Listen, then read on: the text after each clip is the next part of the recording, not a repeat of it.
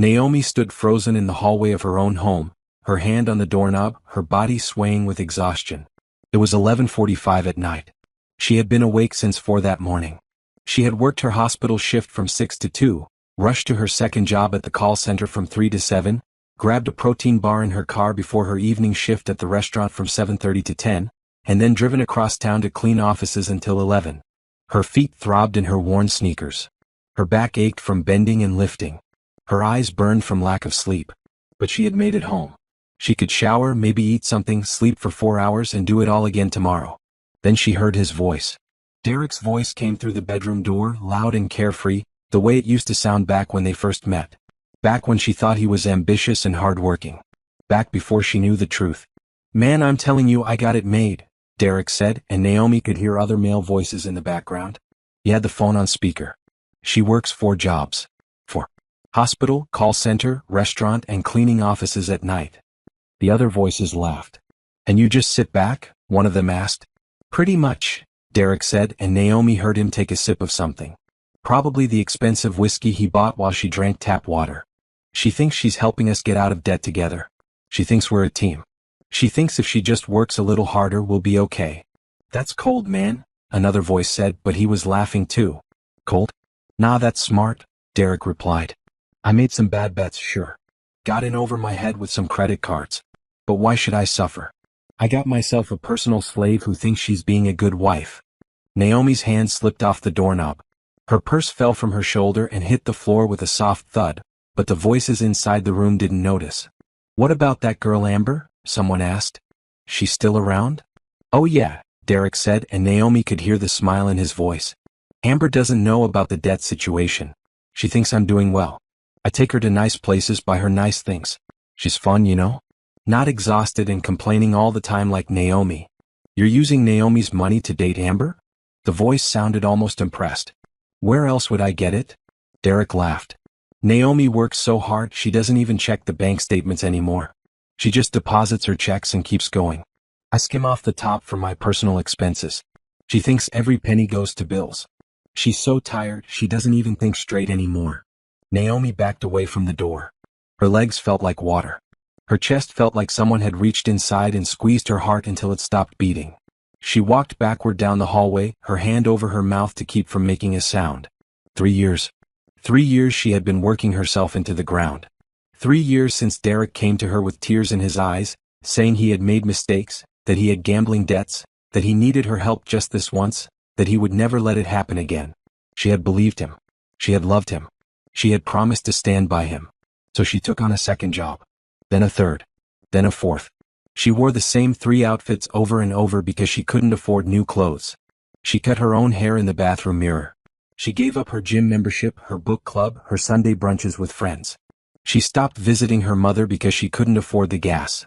She ate ramen and peanut butter sandwiches while Derek ordered takeout. And he had been laughing at her. He had been calling her his slave. He had been using her money to date another woman. Naomi found herself in the kitchen, staring at the sink full of dishes. Derek's dishes. The dishes she would wash before going to bed because he never did them. The dishes that would be dirty again tomorrow because he would eat breakfast and leave the mess for her. Her hands started to shake. Then her arms. Then her whole body. She grabbed the edge of the counter to steady herself. The granite was cold under her fingers. She had picked this granite.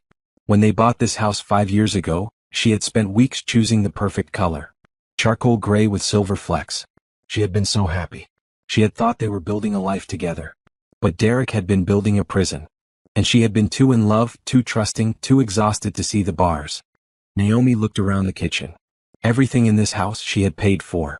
The mortgage, the utilities, the furniture, the food. Everything. Derek's debts ate every penny she made, and somehow there were always more debts. More bills. More emergencies. Except they weren't emergencies. They were Amber. Naomi's phone buzzed in her pocket. A text from the hospital asking if she could pick up an extra shift tomorrow. They were short-staffed. She had already worked 6 days this week. Her body was screaming for rest. But she had bills to pay. Derek's bills. No. The word formed in her mind like a crack of thunder. No. She wasn't going to do this anymore. She didn't know what she was going to do yet, but she knew with absolute certainty that she would never work another day to pay for Derek's lies. She would never let him use her again. She would never be his slave. Naomi picked up her purse from where it had fallen in the hallway. She walked back to the bedroom door. Inside, Derek was still talking, still laughing with his friends about something else now. Sports maybe. Or cars. She didn't care. She didn't open the door. Instead, she walked to the guest room, the room Derek had turned into his office, the room she never entered because he said he needed privacy for work. Except he didn't work. That was another lie. Naomi opened the door and turned on the light. The room was a mess. Clothes on the floor, empty beer bottles on the desk, papers scattered everywhere. She walked to the desk and started opening drawers. She didn't know what she was looking for, but she knew she would find something. In the third drawer, under a stack of old magazines, she found a credit card statement. Then another. Then another. The amounts made her sick. $15,000 on this one. $20,000 on that one. $8,000 on another. And the charges were recent. Jewelry stores. Hotels. Restaurants she had never been to. Ember. He was still spending money. Still going into debt. While she worked 4 jobs, he was making it worse. Naomi took photos of everything with her phone. Every statement, every receipt, every piece of evidence she could find. Her hands were steady now. Her mind was clear. The exhaustion had burned away, replaced by something cold and hard and focused. She had been asleep for 3 years. Now she was awake. And Derek was going to regret the day he ever called her his slave. Naomi turned off the light and closed the door behind her. She walked to the guest bathroom, the one Derek never used, and locked herself inside. She sat on the edge of the tub and opened her phone. She looked at the photo she had just taken. Then she opened her banking app. The joint checking account showed a balance of $800. Her paycheck from yesterday. Derek had already transferred $600 to his personal account. The one she didn't have access to. The one he said he needed for business. She looked at the account history. Transfers over and over. Her money going in, his transfers going out. Thousands and thousands of dollars. Years of her life, stolen one paycheck at a time. Naomi opened her email and started searching. She found the name of the divorce lawyer her friend Brenda had used 2 years ago. She wrote it down. Then she searched for financial advisors. Then for therapists. Then for moving companies. She was making a list. She was making a plan. And she was going to take her life back. In the bedroom, Derek was still laughing. But his laughter had an expiration date. And Naomi was going to make sure he knew exactly what it felt like to lose everything. Naomi didn't sleep that night. She lay in the guest room bed, staring at the ceiling, watching the shadows move as cars passed outside. Every hour, she heard Derek stumble to the bathroom, heard the flush, heard him get back into their bed. The bed she had been sleeping in for 8 years. The bed she would never sleep in again. At 4 in the morning, her alarm went off. Time to get ready for her hospital shift. Naomi sat up and looked at her phone. The email to the divorce lawyer sat in her drafts folder. She had written it at 2 in the morning, then deleted it, then written it again. She still hadn't sent it. Some part of her was afraid that if she sent it, everything would become real. But it already was real. Derek had made it real when he called her his slave. Naomi pressed send. Then she got dressed in her scrubs, put her hair in a ponytail, and walked quietly out of the house. Derek was snoring in the bedroom. He wouldn't wake up until noon. He never did. The drive to the hospital took 30 minutes. Naomi had made this drive so many times she could do it in her sleep. She had done it in her sleep, actually. Last month, she had dozed off at a red light and woke up to someone honking behind her. She parked in the employee lot and sat in her car for a moment. Through the windshield, she could see the hospital entrance, the automatic doors opening and closing as people went in and out. Sick people. Worried people. Tired people like her. Naomi worked as a medical billing specialist. She sat at a computer for 8 hours, processing insurance claims, talking to insurance companies, explaining to patients why their bills were so high. It wasn't the job she had dreamed of when she went to college. She had wanted to be a physical therapist. She had been 3 semesters away from finishing her degree when she met Derek. He had been charming, confident. He told her she was beautiful. He told her she was smart. He told her he wanted to build a life with her. So when he asked her to take a break from school to help him start his business, she said yes. Just for a year, he said. Just until the business got off the ground. That was 8 years ago. The business never happened. Derek always had an excuse. The market wasn't right. He needed more capital. His partner backed out. Someone stole his idea. Naomi stopped asking about it after the 2nd year. By then she was working full-time to support both of them. By then, Derek had convinced her that her dreams could wait. That they needed to be practical. That she was being selfish for wanting to go back to school when they had bills to pay. But they didn't have bills. Not back then. The bills came later, after Derek started gambling. After he started losing. After he came home with tears in his eyes and promises on his lips. Naomi got out of the car and walked into the hospital. Her shift started in 10 minutes. She scanned her badge at the employee entrance and took the elevator to the 3rd floor. The billing department was quiet this early. Most people didn't arrive until 8. But Naomi liked the early shift. It meant she could leave at 2 and make it to her second job on time. Her desk was in the corner, next to a window that looked out over the parking lot. She had a photo of her and Derek on her desk. It was from their wedding day. They looked so happy. Derek in his suit, Naomi in her white dress, both of them smiling like they had won the lottery. Naomi picked up the photo and looked at it. She didn't recognize the woman in the picture. That woman had hope. That woman believed in love. That woman thought marriage meant partnership. She opened her desk drawer and put the photo inside, face down. Then she turned on her computer and got to work. The morning passed in a blur of phone calls and claim forms. At 10, her coworker Brenda stopped by with coffee. "You look terrible," Brenda said, setting the cup on Naomi's desk. "Worse than usual, I mean." Naomi tried to smile. "Thanks. That's exactly what I needed to hear. I'm serious." Brenda pulled up a chair and sat down. She was in her 50s, divorced, with 2 grown kids. She had been working at the hospital for 20 years. "You're going to kill yourself with all these jobs. When's the last time you had a day off?" "I don't know. January?" "Naomi, it's October. I know what month it is." Brenda leaned forward. "Honey, I'm going to say this because I care about you. That man isn't worth it. Whatever debt he got you into, it's not your responsibility to fix. He's my husband. He's a grown man who should be taking care of his own problems." Brenda paused. "Does he even work?" Naomi didn't answer. She couldn't answer. Because the truth was too humiliating. No, Derek didn't work. He hadn't worked in 3 years. He said he was looking for the right opportunity. He said he was too qualified for entry-level positions. He said he was networking. But what he really did was sleep until noon, play video games, go to the gym, and spend Naomi's money on another woman. "I emailed your lawyer," Naomi said quietly. "This morning." Brenda's eyes went wide. "You did?" "I overheard Derek last night, talking to his friends. About me." Naomi's throat tightened. "He called me his personal slave." Brenda didn't say anything. She just reached across the desk and squeezed Naomi's hand. "I'm done," Naomi said. "I'm so done. I just need to figure out how to do this without ending up on the street. Patricia is a good lawyer. She helped me get everything I was entitled to. More than I thought I would get." Brenda squeezed her hand again. "You're going to be okay. Better than okay." "I don't feel okay." "You will. Eventually." Naomi nodded, but she wasn't sure she believed it. She had been not okay for so long she couldn't remember what okay felt like. The rest of the shift dragged.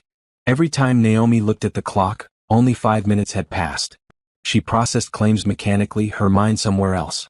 Planning. Calculating. Trying to figure out how she was going to survive the next few months.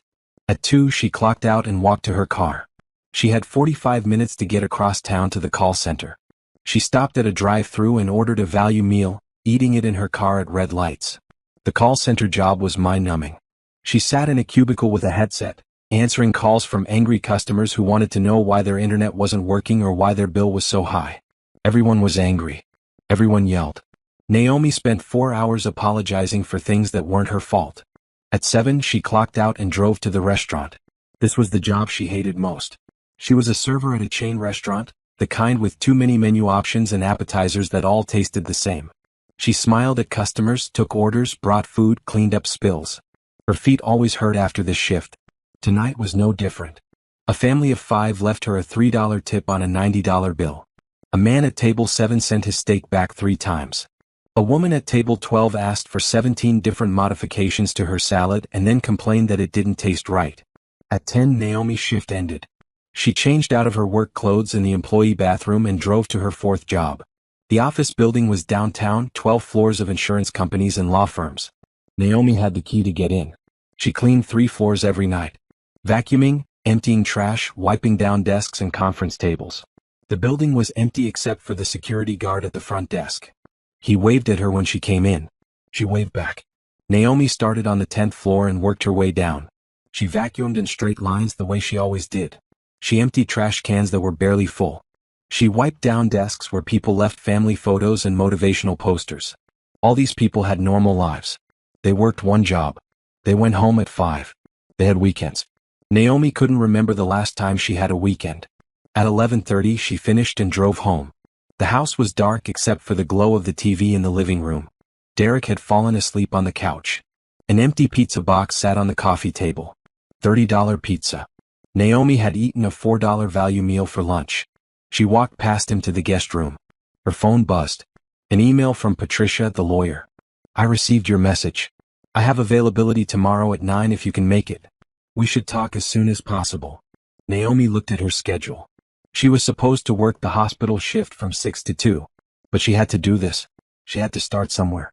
She emailed back, I'll be there. Then she set her alarm for 5 and lay down on the guest room bed. She was still in her work clothes. She was too tired to change. In the living room, Derek snored. Naomi closed her eyes and thought about the woman in the wedding photo. The woman who had believed in happy endings. That woman was gone. But maybe, just maybe, a stronger woman was taking her place. Naomi woke up at 5 and called in sick to the hospital for the first time in 18 months. The guilt sat in her stomach like a rock, but she pushed it down. She had to do this. She had to put herself first for once. She showered quickly and quietly, then dressed in the only professional outfit she owned that still fit. A black blazer and pants that she had bought for a job interview years ago. She checked herself in the mirror. She looked tired. There were dark circles under her eyes that makeup couldn't hide. But she looked determined. Derek was still asleep when she left the house. Patricia's office was in a modern building near downtown. Naomi sat in the waiting room, her hands folded in her lap, trying not to think about all the things she should be doing instead. The hospital shift she had abandoned. The bills coming due. The debt that never seemed to shrink. Naomi? A woman in her 40s stepped into the waiting room. She had short gray hair and kind eyes. I'm Patricia. Come on back. Naomi followed her to a small office with a desk and 2 chairs. The walls were covered with diplomas and certificates. There was a photo of Patricia with 2 teenagers, both smiling. So, Patricia said, settling into her chair. Tell me what's going on. Naomi told her everything. The 4 jobs. The debt that Derek had created. The overheard conversation. The mistress. The money he had been stealing. Her voice shook at first but grew steadier as she talked. Patricia listened without interrupting. She took notes on a legal pad. When Naomi finished, Patricia set down her pen and looked at her directly. First thing, Patricia said. None of this is your fault. You understand that? Naomi nodded, but she wasn't sure she believed it. Second thing.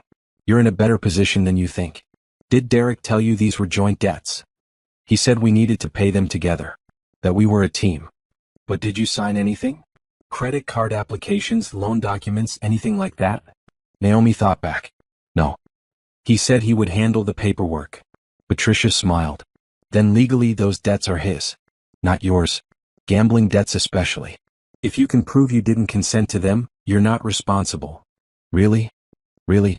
And if he's been taking money from joint accounts without your knowledge to support an affair, that's financial infidelity. We can use that in the divorce. Divorce. The word hung in the air. Naomi had been married for 8 years. She had promised forever. But forever couldn't include being someone's slave. What do I do now? Naomi asked. Patricia pulled out a checklist. First, you separate your finances. Open a new bank account in your name only. Start depositing your paychecks there. Don't tell Derek. Won't he notice? Probably. But by the time he does, you'll be ready. Patricia continued. Second, you gather evidence. Every text message, every receipt, every bank statement. Document everything. Times, dates, amounts. The more evidence you have, the better. I took photos last night. Of credit card statements I found in his office. Good. Keep doing that. But be careful. Don't let him catch you. What if he gets angry? What if he tries to stop me? Patricia's expression turned serious. Do you feel safe in your home? Naomi thought about it. Derek had never hit her. He had never threatened her. But he had manipulated her. He had lied to her. He had used her. I don't know, she admitted. If at any point you feel unsafe, you leave. You go to a friend's house, a hotel, anywhere.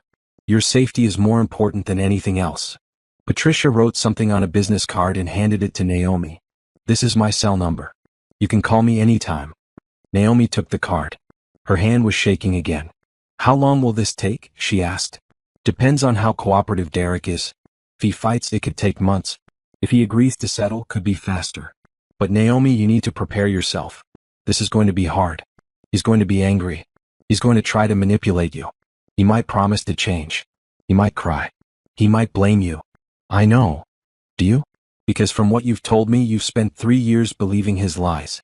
It's easy to fall back into old patterns when someone you love is hurting. I don't love him anymore, Naomi said, and realized it was true. I don't think I have for a long time. Patricia nodded. Then you're already halfway there. The meeting lasted an hour. When Naomi left, she had a plan. Step-by-step instructions on how to take her life back. It felt overwhelming, but it also felt possible. She sat in her car and opened her banking app. She found the nearest branch and drove there. 20 minutes later, she had a new checking account and savings account in her name only. She transferred the $800 from the joint account into her new account. It wasn't much, but it was a start. Then she drove to the call center for her afternoon shift. The day passed in a blur. Angry customers. Complicated problems. The same scripts over and over. But Naomi's mind was somewhere else. She was making lists. Things to do. Things to gather.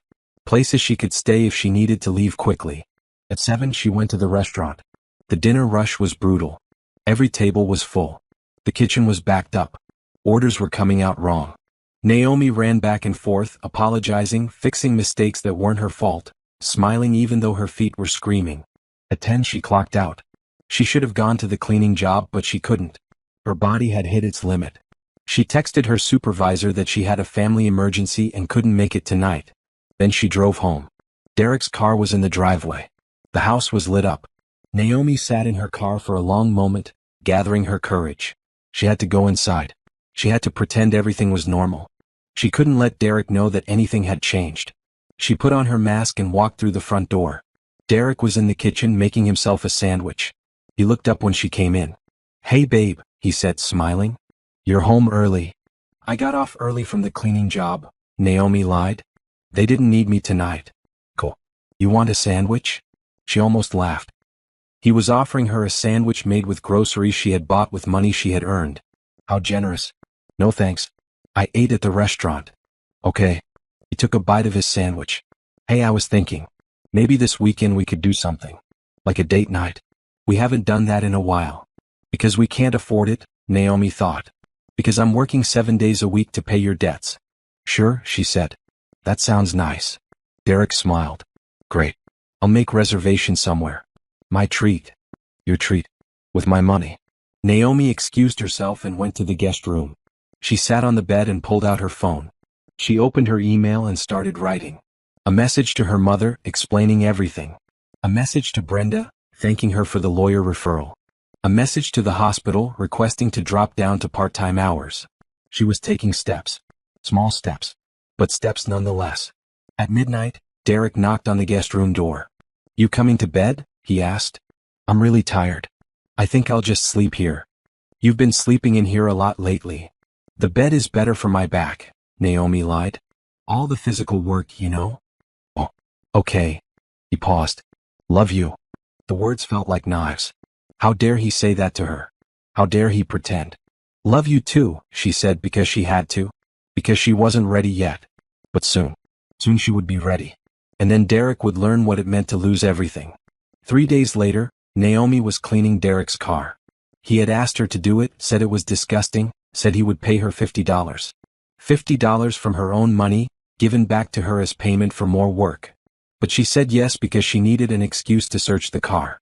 It was Sunday afternoon. Derek was at the gym. He went every day, spending 2 hours working out, another hour in the steam room. Time he could have spent working. Time he could have spent helping her. Naomi started with the trunk. Fast food bags, empty water bottles, gym clothes that smelled like they hadn't been washed in weeks. She threw it all away and moved to the back seat. More trash. A receipt from a jewelry store dated 2 weeks ago. $450 for a bracelet. Naomi took a photo of the receipt and put it back where she found it. The front seat was worse. The center console was full of gum wrappers and parking stubs. The glove compartment had old insurance cards and a bottle of cologne. Expensive cologne. Naomi had never smelled it on Derek at home.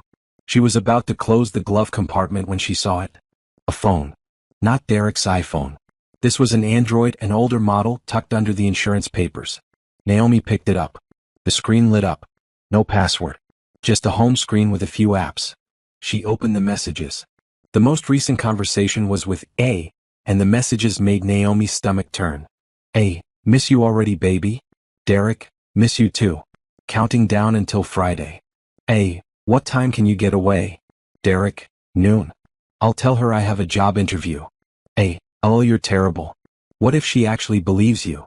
Derek, she always does. She's too tired to question anything. A, poor thing. Working all those jobs. Derek, I know, right? But it keeps her busy. And it keeps money coming in. A, you're going to hell. Derek, worth it if I get to see you. Naomi scrolled up. Weeks of messages. Months. They had been together for 2 years, just like the earlier texts indicated. They met at a bar. Derek told Amber he was an entrepreneur. He told her he was successful. He told her he was separated from his wife. All lies. But Amber believed them. Naomi kept scrolling. She found photos. Derek and Amber at restaurants. Derek and Amber at the beach. Derek and Amber in hotel rooms. In some photos, Amber was wearing jewelry. Expensive jewelry. The same jewelry from the receipts Naomi had found. Amber was young. Mid-20s maybe. She had long red hair and a bright smile. She looked happy. She looked like someone who thought her life was going exactly the way it should. She had no idea she was dating a liar who funded their relationship with his wife's money. Naomi took photos of everything. Every message. Every photo. Every piece of evidence. Then she put the phone back exactly where she found it and continued cleaning the car. Her hands were shaking. Her chest felt tight. But she kept working. She vacuumed the seats. She wiped down the dashboard. She cleaned the windows. By the time Derek got home from the gym, the car looked brand new. Wow, he said, walking around it. This looks amazing. Thanks, babe. No problem, Naomi said. He pulled out his wallet and handed her 2 20s and a 10. Here. For all your hard work. Naomi took the money. Her money. Given back to her like a tip. Thanks, she said. Derek went inside to shower. Naomi sat in her own car and looked at the photos on her phone. Message after message of Derek and Amber planning their future. A future that included Naomi's money but not Naomi. She thought about confronting him.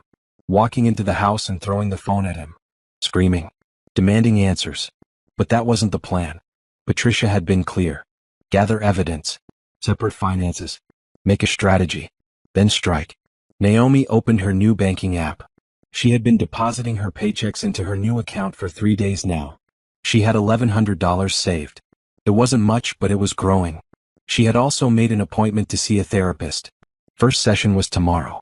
Patricia had recommended her, a woman who specialized in financial abuse and manipulation. Financial abuse. That's what this was. Naomi had looked it up. The patterns were all there. Derek controlling the money. Derek creating debt. Derek isolating Naomi through exhaustion. Derek making her believe she was responsible for his problems. Classic abuse. And Naomi had fallen for it completely. Her phone buzzed. A text from Derek. What do you want for dinner? I'm thinking pizza again. Pizza he would order with her money while she ate leftovers. Naomi texted back, whatever you want. Then she opened her photos and looked at the pictures from Derek's secret phone again. She studied Amber's face. The woman looked so happy. So carefree. Did Amber know about the debt? Did she know Derek didn't work? Did she know he had a wife at home working herself to death? No. Amber thought Derek was successful. Amber thought Derek had money. Amber thought she had won some kind of prize. Naomi felt a flicker of something like pity. Amber was being lied to just as much as Naomi had been. Maybe not in the same way, but lied to nonetheless. But Naomi wasn't going to warn her. Wasn't going to reach out. Wasn't going to help. Amber had made her choices. She had chosen to be with a man who said he was separated. She had chosen to accept expensive gifts without questioning where the money came from. She had chosen to laugh about Naomi's exhaustion. And soon, Amber would face the consequences of those choices. Because when Naomi left, when she stopped paying Derek's bills, the money would dry up. The nice dinners would stop. The jewelry would stop. And Derek would have to tell Amber the truth. That he was broke. That he was in debt. That he had been using his wife to fund their relationship. Naomi wondered how long Amber would stick around after that. Not long, she suspected. Derek came back outside, his hair wet from the shower. Pizza should be here in 30 minutes. You want to watch a movie? Sure, Naomi said. She got out of her car and followed him inside. They sat on the couch together. Derek picked some action movie. Naomi pretended to watch, but she wasn't paying attention. She was thinking about her plan. About the evidence she had gathered. About the new bank account. About the therapist appointment tomorrow. She was thinking about freedom. Halfway through the movie, Derek put his arm around her. The gesture felt wrong. Invasive. Like he had no right to touch her anymore. But Naomi didn't pull away. Not yet. Soon, she told herself. Very soon. When the pizza arrived, Derek paid with cash. Naomi's cash from the joint account he still had access to. She ate 1 slice. Derek ate 6. At 11, Naomi said she was tired and went to the guest room. She locked the door and sat on the bed with her phone. She looked at the photos from Derek's secret phone one more time. Then she sent them all to Patricia with a message. More evidence. Found his phone. He's been planning meetups with her during times he told me he had job interviews. Patricia responded immediately. This is excellent. Keep it safe. Don't confront him yet. Naomi set her phone down and lay back on the bed. She stared at the ceiling and listened to the TV in the living room. Derek was still watching movies. Still living his comfortable life. But his time was running out. And he had no idea the storm that was coming. The therapist's office smelled like lavender. Soft music played from hidden speakers. The woman behind the desk was in her 50s with kind eyes and a calm voice. I'm Dr. Helen, she said. Patricia told me a little bit about your situation. But I'd like to hear it from you. Naomi had thought she would feel embarrassed talking to a stranger about her marriage. But instead she felt relief. This was someone who would listen without judgment. Someone who wouldn't tell her she was overreacting or being dramatic. She told Dr. Helen everything. Not just the facts but how she felt. The exhaustion. The confusion. The way Derek made her feel like she was never doing enough. The way he twisted every conversation to make her feel guilty. Dr. Helen listened. She took notes. When Naomi finished, she set down her pen. What you're describing is called financial abuse, Dr. Helen said. It's a form of control where one partner uses money to manipulate and dominate the other. Often, the victim doesn't realize what's happening because it develops slowly over time. That's exactly what happened, Naomi said. At first, it was just helping him with one debt. Then another. Then it became normal for me to work and him not to. And he isolated you through exhaustion. When you're working 4 jobs, you don't have time to think clearly. You don't have time to question what's happening. You're too tired to see the manipulation. Naomi felt tears building. I feel so stupid. How did I let this happen? You're not stupid. You're human. You loved him. You trusted him. Those aren't weaknesses. But Derek exploited those qualities. That's on him, not you. The session lasted an hour. When it ended, Naomi felt lighter. Dr. Helen gave her homework. Write down every time Derek made her feel guilty or responsible for his problems. Document the patterns. Naomi drove straight from the therapist's office to the hospital for her shift. She was down to part-time now, 3 days a week instead of 6. The hospital had been understanding. Her supervisor said she looked like she needed a break. Brenda caught her at lunch. They sat in the cafeteria, eating salads from the vending machine. You look better, Brenda said. Less like a zombie. Naomi laughed. Thanks. I think. Patricia told me you're doing everything right. Building your case. Getting evidence. I found his secret phone. He's been using it to communicate with his mistress. Brenda's eyes widened. Are you serious? Completely serious. 2 years of messages. Photos. Plans to meet up. All while I was working. That man deserves everything that's coming to him. I just want to be free, Naomi said. I don't care about revenge. I just want my life back. But that wasn't entirely true. She did want Derek to face consequences. She wanted him to understand what he had done. She wanted him to feel even a fraction of the pain she had felt. That evening, Naomi skipped her restaurant shift. She had quit that job yesterday. Now she was down to 2 jobs, part-time at the hospital and part-time at the call center. She still did the cleaning job 2 nights a week for extra money. With her free time, she went to the public library.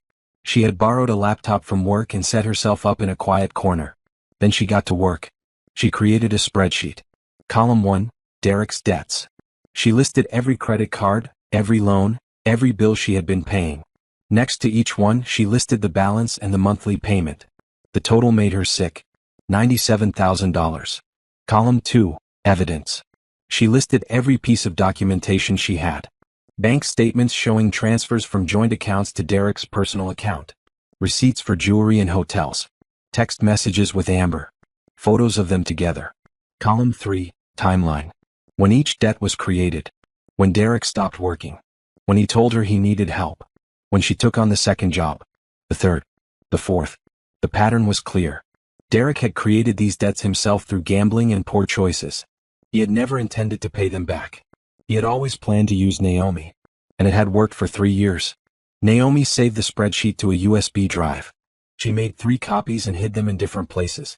One in her car. One in her locker at the hospital. One in a safety deposit box she had opened at her new bank. She wasn't taking any chances. If Derek found out what she was planning, he might try to destroy evidence. She had to be ready. Next, she opened a new document and started writing. A list of things she needed to do before she could leave. Save 3 months of expenses. Find an apartment. Change all her passwords. Tell her mother. Serve divorce papers. File a police report about financial fraud, if possible. She was on step 1.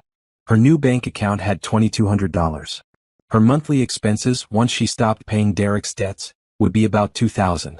She needed $6,000 saved before she could leave safely.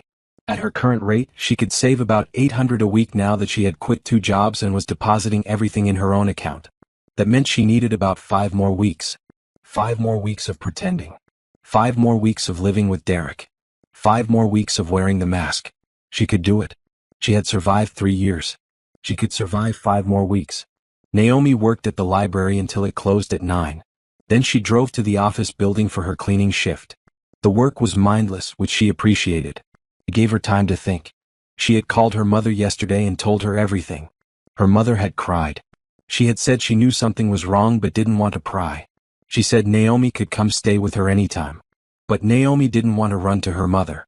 She wanted her own place. Her own space. A fresh start that was completely hers. At 11 she finished cleaning and drove home.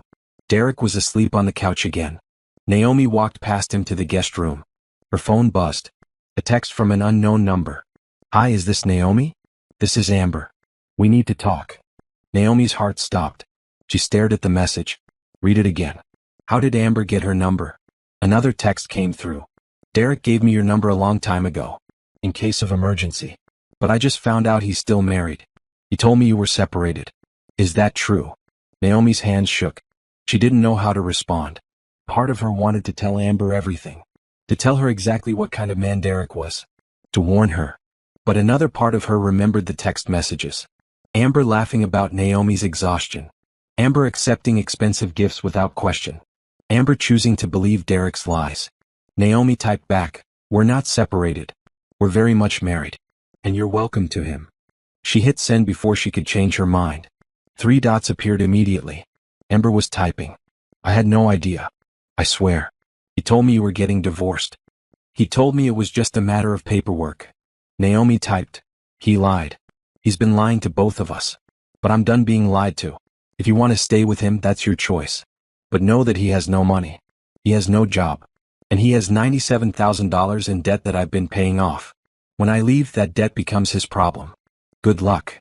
She turned off her phone and put it in her drawer. She didn't want to talk to Amber.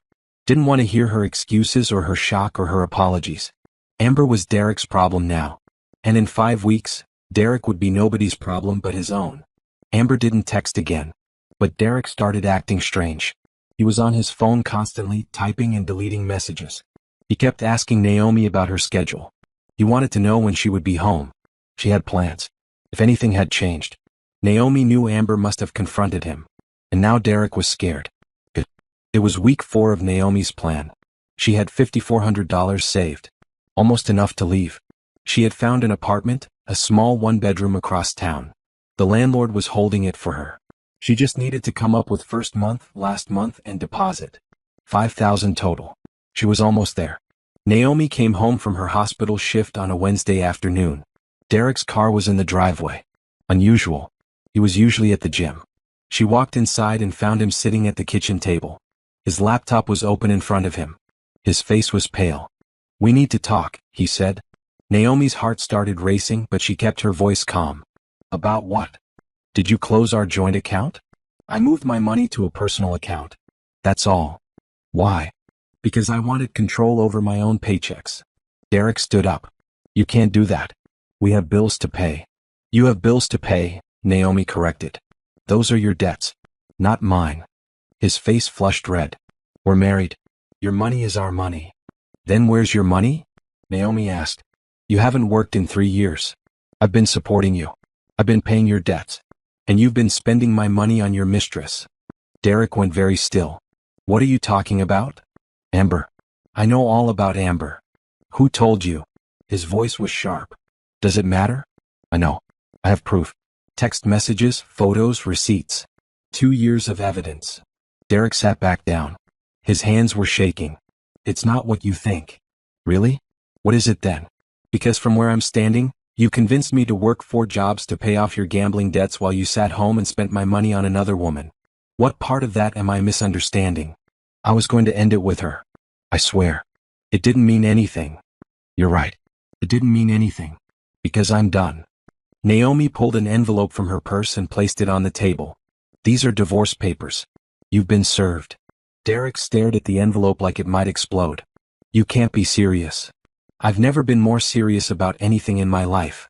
Naomi, please. Let me explain. Let me fix this.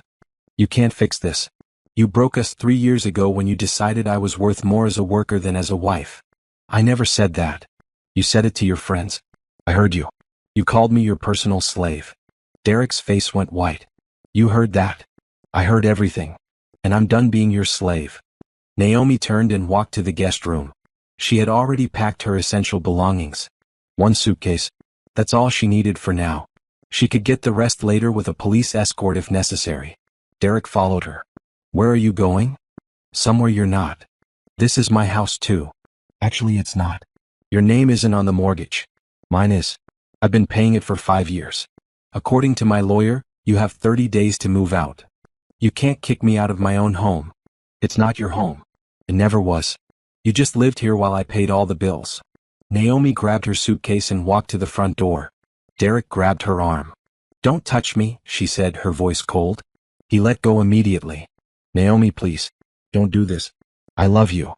You don't love me. You love my paycheck. But that's over now. She walked out the door and loaded her suitcase into her car. Derek stood in the doorway watching. He looked lost. Like he couldn't understand how his perfect setup had fallen apart. Naomi got in her car and drove away. She drove to her mother's house and sat in the driveway for a long moment. Then she called Patricia. It's done, she said. I served him. I left. How do you feel? Terrified. Relieved. Free.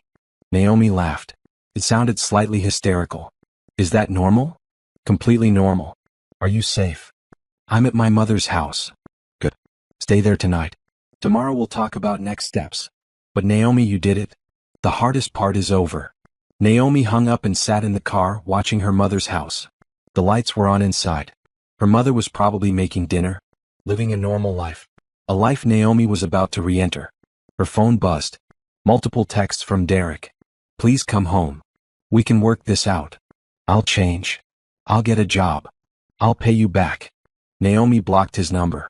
Then she got out of the car and walked to her mother's door. Her mother answered before she could knock. She took one look at Naomi's face and pulled her into a hug. Come inside, baby, she said.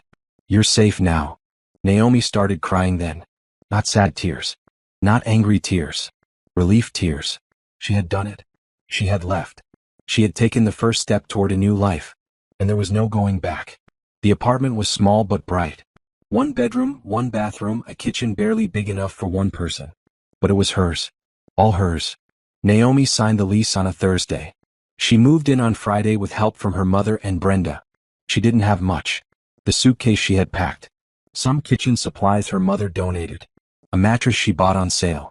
A few dishes from the thrift store. But it was enough. She set up her laptop on the kitchen counter and checked her email. Patricia had sent an update. Derek had 30 days to respond to the divorce papers. If he didn't respond, the divorce would go through automatically.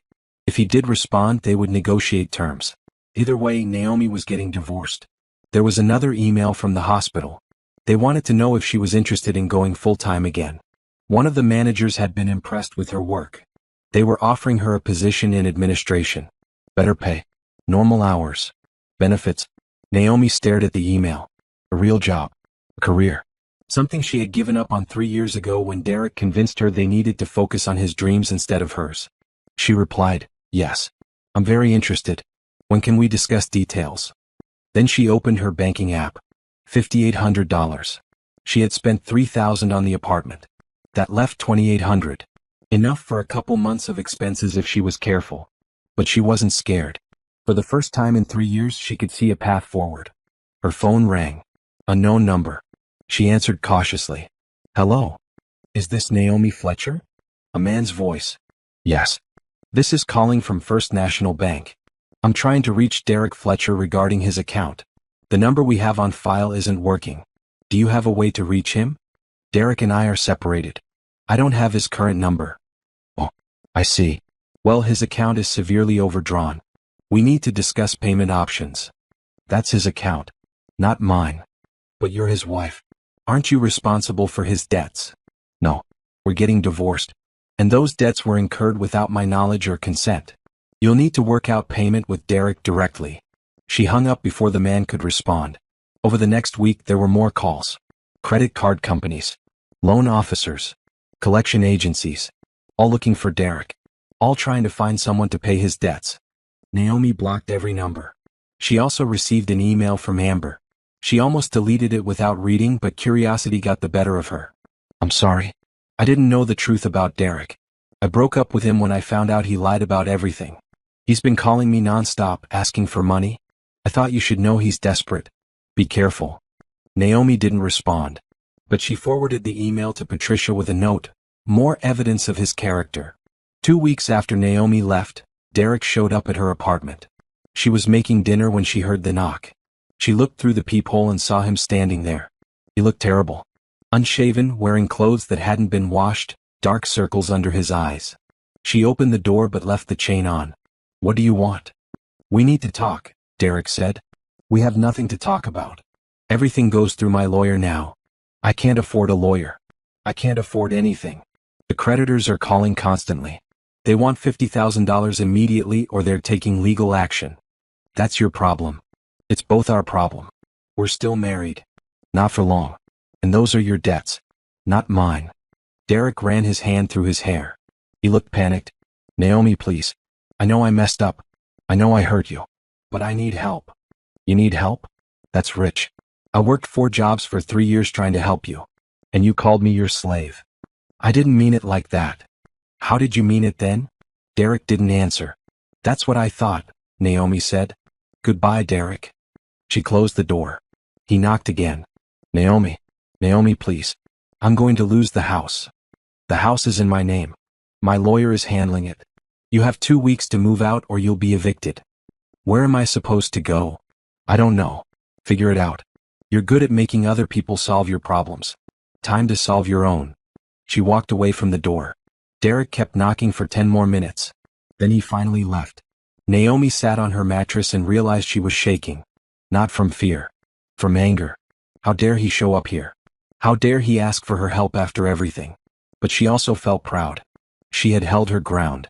She hadn't let him manipulate her. She hadn't fallen for his sob story. She was done being his solution. 3 weeks after Naomi left, Patricia called with an update. Derek responded to the divorce papers, she said. He's requesting spousal support. Naomi laughed. She couldn't help it. Are you serious? Completely serious. He's claiming that he gave up his career to support your career. He says you owe him support while he gets back on his feet. That's insane. I have documentation proving the opposite. I know. And we'll fight it. But it tells me he's desperate. His debts are crushing him and he's looking for any way to get money. Will he get support? Not a chance. Not with the evidence we have. But it might delay the divorce a bit while we sort through his claims. How long? A few months maybe. But Naomi, the end result won't change. You're getting divorced.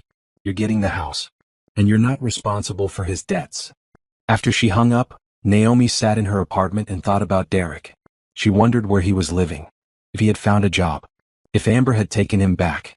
She wondered if he understood yet what he had lost. Probably not. Men like Derek never did. But that didn't matter anymore. Derek was his own problem now. And Naomi had better things to think about. Like her interview tomorrow for the full-time position at the hospital. Like the online course she had enrolled in to finish her physical therapy degree. Like the life she was building. Slowly. Carefully. Just for herself. 6 months after leaving Derek, Naomi barely recognized her own life. She woke up at 7 instead of 4. She made coffee in her small kitchen and drank it slowly, sitting on her single chair and looking out the window. The view wasn't much. Just the parking lot and another apartment building. But it was peaceful. She worked one job now. The full-time position at the hospital in administration. 8 to 5 Monday through Friday. She had weekends. Actual weekends where she didn't work. It felt strange at first. Almost wrong. After 3 years of constant work, her body didn't know how to rest. She would wake up on Saturday morning with anxiety, feeling like she should be somewhere, doing something, earning money. But slowly she was learning to relax. She was also learning who she was without Derek. That was harder than she expected. For 8 years she had defined herself in relation to him. Derek's wife. Derek's supporter. Derek's solution to every problem. Now she was just Naomi. And she had to figure out what that meant. Therapy help. She saw Dr. Helen twice a month now. They talked about boundaries. About self-worth. About recognizing manipulation. About rebuilding trust in herself and others. "You're doing remarkably well," Dr. Helen said during their last session. "Most people take years to recover from financial abuse. You're thriving after just 6 months." "I don't always feel like I'm thriving," Naomi admitted. "Sometimes I feel angry. Like I wasted 3 years of my life." "You didn't waste them. You learned from them. You know now what you won't accept. You know your own strength. Those are valuable lessons." Naomi nodded, but the anger was still there sometimes. Late at night, when she was alone, she would think about everything Derek had taken from her. Time, money, dreams. But then she would think about what she had gained. Freedom, independence, herself. And the anger would fade a little. The divorce was finalized in March. Derek had tried to fight it, but his arguments fell apart under scrutiny. Patricia had presented the evidence. Bank statements, text messages, testimony from Brenda and Naomi's mother. The judge ruled quickly. Divorce granted. No spousal support for Derek. The house went to Naomi. Derek's debts remained his alone. Naomi sold the house 2 weeks later. She didn't want it. Too many memories. Too many reminders of who she used to be. She made a profit of $40,000 after paying off her small remaining debts. She put half in savings. Used the other half to pay for her online courses and buy a reliable car. The old car, the one that had driven her to 4 jobs every day, she donated. She didn't want it either. Everything from her old life she was leaving behind. In April, Naomi enrolled in a full physical therapy program at the community college. Evening classes twice a week. She could work during the day and study at night. It would take 3 years to finish. But she had time now. She had energy now. She could do this. Her mother came to visit one Sunday and brought lunch. They ate on Naomi's small couch, the TV playing in the background. "You look happy," her mother said. "I am. Most days. I'm proud of you. I know I should have said something years ago, when I saw how tired you were, how thin you were getting. But I didn't want to interfere in your marriage." "It's okay, Mom. I wouldn't have listened anyway. I had to figure it out myself. Still, I'm your mother. I should have done more." Naomi squeezed her hand. "You're doing more now. That's what matters." In May, Brenda invited Naomi to a cookout at her house. "My son is bringing some friends. One of them is single. Nice guy. Accountant." Naomi almost said no. She wasn't ready to date. Wasn't ready to trust someone new. But then she thought about Dr. Helen's words, healing doesn't mean hiding. It means learning to live again. So she went to the cookout. Brenda's son's friend was named Isaiah. He was tall with an easy smile. He worked as an accountant at a nonprofit. He asked Naomi about her job, her studies, her interests. He listened when she talked. Really listened. "So what do you do for fun?" he asked. Naomi realized she didn't know. She had spent so many years working she had forgotten what fun was. "I'm still figuring that out," she admitted. Isaiah smiled. "That's fair. Tell you what. There's a food festival downtown next Saturday. Want to go? We can try new things and see what you like." Naomi hesitated. Then she thought about Derek. About how he never asked what she wanted to do. How he made all the decisions. Isaiah was offering her a choice. Not deciding for her. Asking. "Sure," she said. "That sounds nice." The food festival was fun. They tried Thai food, Mexican food, soul food, Greek food. They walked around talking about everything and nothing. Isaiah told her about his family, his job, his dream of traveling to Japan someday. He asked Naomi about her dreams. "I want to be a physical therapist," she said. "I want to help people recover from injuries, build strength, get back to their lives." "That's beautiful," Isaiah said. "Why physical therapy?" "Because I know what it's like to be broken," Naomi said. "And I know what it takes to heal. I want to help other people find that strength." Isaiah looked at her with something like admiration. "I think you're going to be amazing at it." They went on a second date. Then a third. Then it became a regular thing. Dinner on Wednesdays. Movies on Saturdays. Long phone calls on Sunday afternoons. Isaiah never pushed. Never assumed. He always asked, what did she want to eat? What movie did she want to see? How was she feeling? He respected her boundaries. When she said she needed space, he gave it. When she said she wasn't ready for something, he understood. "I'm divorced," she told him on their fifth date. "Recently. Was bad. I'm still working through a lot." "Thank you for telling me," Isaiah said. "We can go as slow as you need. No pressure." And he meant it. For the first time in years, Naomi felt seen. Not as a solution to someone's problems. Not as a paycheck. Not as a means to an end. Just as herself. By summer, Naomi had a routine. Work, classes, study time. Dinner with her mother on Sundays. Date nights with Isaiah on Wednesdays and Saturdays. Therapy on Thursday afternoons. It was a full life. But it was her life. She ran into Derek once at a coffee shop in September. He was working there. Behind the counter. Taking orders. He looked up when she came in and froze. Naomi almost left. But then she thought, why should she? She had every right to be here. She walked up to the counter. "Hi, Derek," she said calmly. "Hi." His voice was quiet. "What can I get you?" "Medium vanilla latte, please." He nodded and wrote her name on the cup with shaking hands. While he made her drink, Naomi looked around. The coffee shop was small but clean. Derek looked exhausted. Older. Thinner. He handed her the latte. "That's $4.50, he said. She paid with her card. Their fingers didn't touch. "How are you?" Derek asked, even though he clearly didn't want to know the answer. "I'm good. Really good. I'm in school. Studying to be a physical therapist." "That's great. I'm happy for you." He didn't sound happy. He sounded hollow. "How are you?" she asked, though she wasn't sure why. "Getting by. I'm working here and doing some freelance work on the side. Trying to pay down the debt." "Good luck with that." Derek nodded. "Naomi, I want to say—" "Don't," she interrupted. "Whatever you're going to say, don't. It's in the past. Let's leave it there." She picked up her latte and walked out. Her hands were steady. Her heart was calm. She felt nothing but pity for him. And that's when she knew she had truly moved on.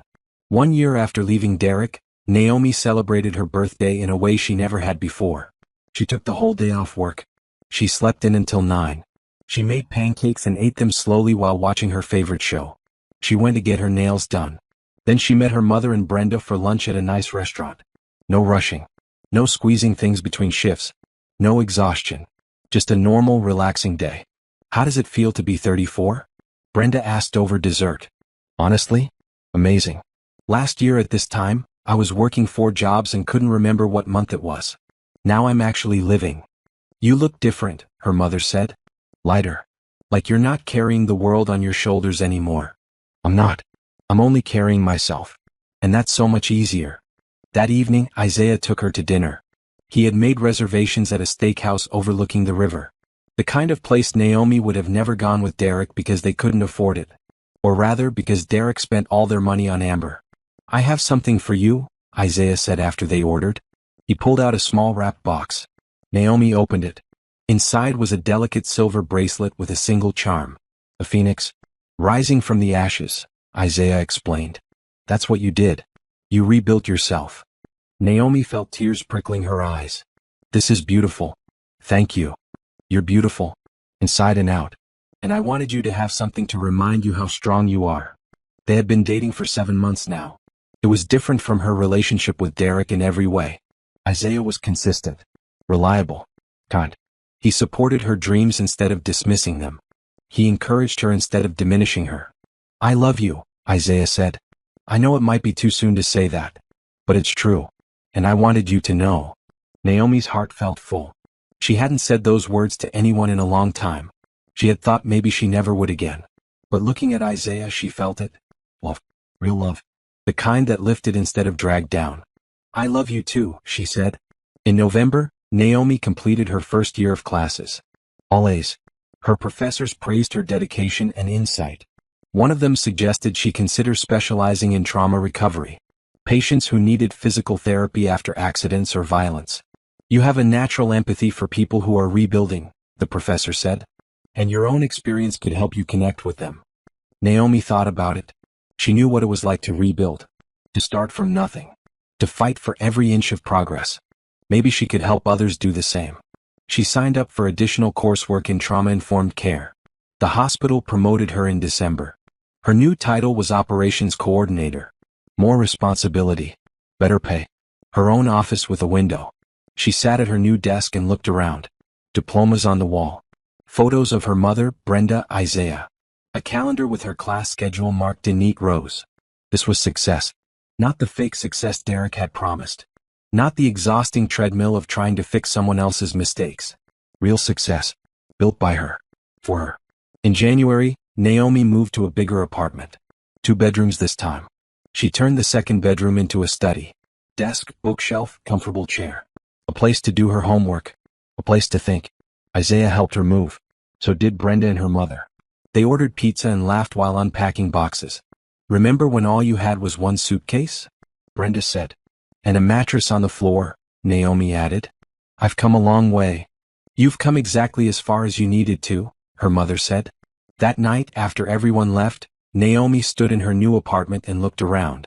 It wasn't fancy. It wasn't big. But it was hers. Every piece of furniture she had chosen. Every decoration she had placed. Every bill she paid with money she earned at a job she liked. No one was stealing from her. No one was using her. No one was calling her a slave. She was free. And freedom was worth more than anything. In February, Naomi ran into Amber at the grocery store. She recognized her immediately from the photos. Red hair, though shorter now. She looked tired. Worn down. Amber saw Naomi and froze. Hi, Amber said quietly. Naomi nodded. Hi. I want to apologize, Amber said. For everything. I didn't know he was married. I mean, he said you were separated, but I should have questioned it more. I should have been smarter. Yes, you should have, Naomi said. Not mean. Just honest. He lied to me too. About everything. His job. His money. His life. When you left, everything fell apart. He came to me begging for money. I almost gave it to him because I felt sorry for him. But then I realized he would just keep taking. That's what he does, Naomi said. I broke up with him. Blocked his number. I haven't talked to him in months. Naomi shrugged. That's between you and him. I know. I just wanted you to know that I'm sorry. Not that it changes anything. But I am. Naomi studied her. Amber looked genuine. Regretful. Okay, Naomi said. Apology heard. Are you happy now? Amber asked. After leaving him? Very happy. Amber nodded slowly. Good. You deserve that. They went their separate ways. Naomi didn't feel angry at Amber anymore. Didn't feel anything really. Amber was just another person Derek had used. Another victim of his manipulation. The difference was Naomi had escaped. And now she was thriving. 2 years after leaving Derek, Naomi got her physical therapy license. She walked across the stage at graduation, accepted her diploma, and looked out at the audience. Her mother was crying. Brenda was cheering. Isaiah was beaming with pride. This was the moment Naomi had dreamed of 10 years ago. The moment Derek had convinced her to postpone. The moment she had thought she would never reach. But she had reached it. On her own terms. In her own time. She had done it. After graduation, there was a party at her mother's house. Friends from the hospital, classmates, people who had supported her journey. They ate cake and took photos and talked about the future. What's next? Someone asked. I have interviews at 3 hospitals, Naomi said. And 1 at a rehabilitation center that specializes in trauma recovery. That's the one I really want. You'll get it, Isaiah said confidently. You're the best candidate they'll interview. He was right. 2 weeks later, Naomi accepted a position at Phoenix Rehabilitation Center. The name felt like fate. Phoenix, rising from the ashes. Her first day she met her patients. People recovering from car accidents. From falls. From violence. People who had been broken and were learning to be whole again. She understood them completely. Physical therapy isn't just about healing your body, she told them. It's about rebuilding your strength, your confidence, your belief that you can do hard things. Because you can. I know you can. She was good at her job. Her patients responded to her. They trusted her. They worked hard because she made them believe in themselves. In May, Naomi bought a house. A small 3-bedroom in a quiet neighborhood. It had a yard and a porch and bright windows that let in lots of light. She stood in the empty living room and remembered the house she had shared with Derek. How she had paid every bill while he lived free. How she had sacrificed everything to keep them afloat. This house was different. This house was hers alone. Bought with money she earned. Paid for with her own credit. No one could take it from her. No one could claim they were entitled to it. Isaiah helped her pick out furniture. They spent weekends at antique stores and thrift shops, finding pieces with character. A dining table. A couch. Bookshelves for all the books she was finally reading again. Move in with me, Naomi said one Sunday while they were painting the bedroom.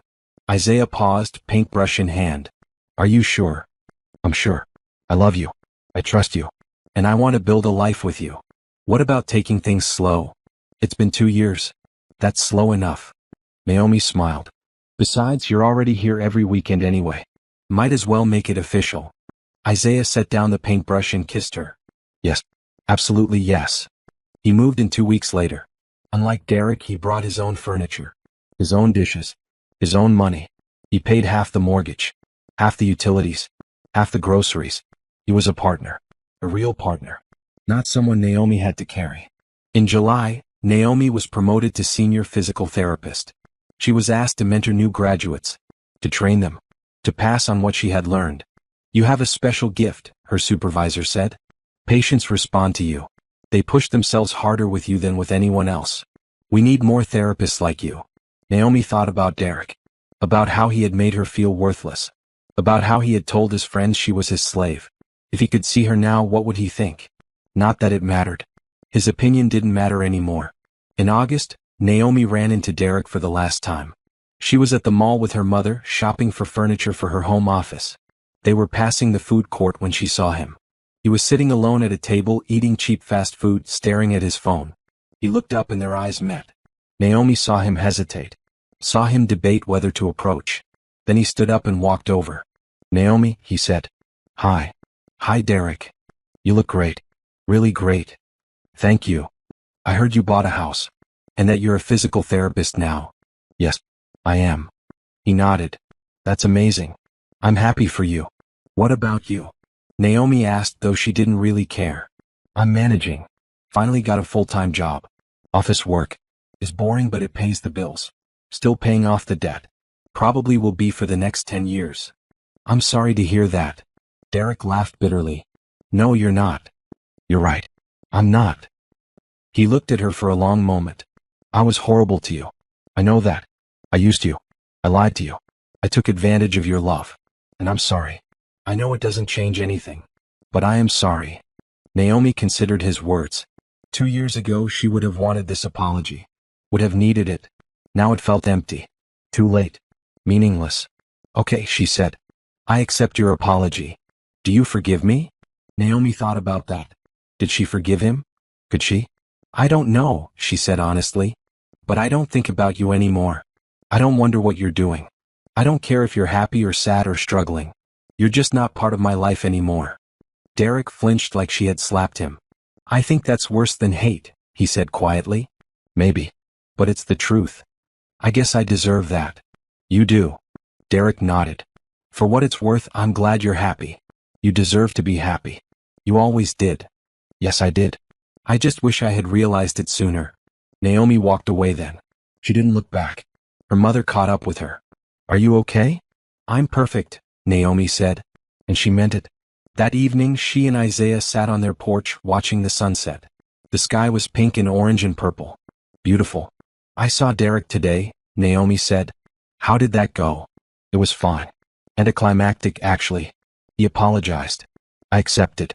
We both moved on. Do you feel closure? Naomi thought about it. I don't need closure from him. I already have closure. I have my life, my career, my home. That's all the closure I need. Isaiah squeezed her hand.